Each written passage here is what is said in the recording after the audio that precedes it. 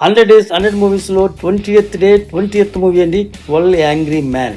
1957 లో రిలీజ్ అయింది ఈ సినిమా. IMDb rating 9.0.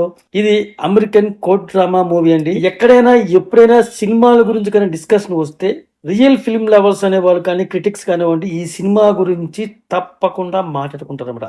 వాళ్ళు మాట్లాడుకునే సినిమాల్లో ఈ సినిమా కూడా ఉంటుంది అని నా నమ్మకం. ఎందుకంటే అలాంటి మంచి సినిమా గొప్ప సినిమా అనమాట. సో దీని గురించి మాట్లాడుకుంటే ఒకే ప్లేస్ లో ఒకే రూమ్ లో 12 మంది మాట్లాడుకుంటారు, మనం చూస్తూ ఉంటాం, సినిమా అయిపోతుంది. సో డీటెయిల్స్ చెప్పమంటే కనుక అమెరికాలో అప్పట్లో ఆ జ్యూడిక్షన్ లో ఒక సిస్టమ్ ఉందన్నమాట. ఒక కేసులో కనుక ఆ జడ్జి గారు తన తీర్పునివ్వడానికి కొంచెం ఇబ్బంది పడితే కనుక ఒక 10 నుంచి 12 మందిని ఒక కమిటీగా నియమించి వాళ్ళని డిస్కస్ చేసుకొని తీర్మానించుకొని ఒక కన్క్లూజన్కి వచ్చి తీర్పు చెప్పమని చెప్తారన్నమాట. అప్పుడు దాన్ని ఈ జడ్జిలు అమలు చేస్తుంటారన్నమాట. ఇది ఒక సిస్టమ్ ఉండేది అనమాట. సో ఇప్పుడు ఒక కేసు వస్తుంది. అదేంటంటే ఆ కేసు ఒక కొడుకు గారు తన తండ్రిని కత్తితో పొడిచి పారిపోయాడు. తర్వాత అతను పట్టుకున్నారు. ఇప్పుడు కేసు అయింది.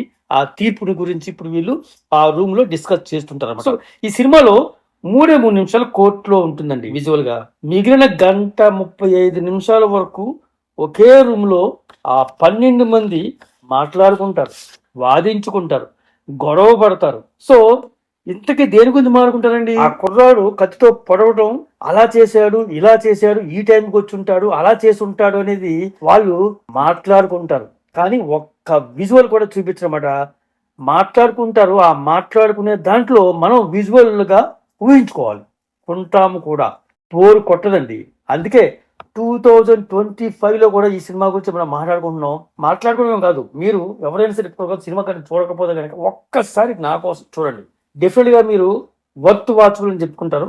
సో దీన్ని 1997లో రీమేక్ చేశారు, కానీ ఫస్ట్ వెర్షన్ అంత బెస్ట్ గా ఉండదు. ఇదే బెస్ట్ అన్నమాట. సో హీరోగా నటించిన హెన్రీ ఫోండా గారే దీన్ని నిర్మించారు కూడాను. సిడ్నీ లూమెట్ డైరెక్ట్ చేశారు. ఈ సినిమా అమెజాన్ ప్రైమ్ లో చూడొచ్చు మీరు.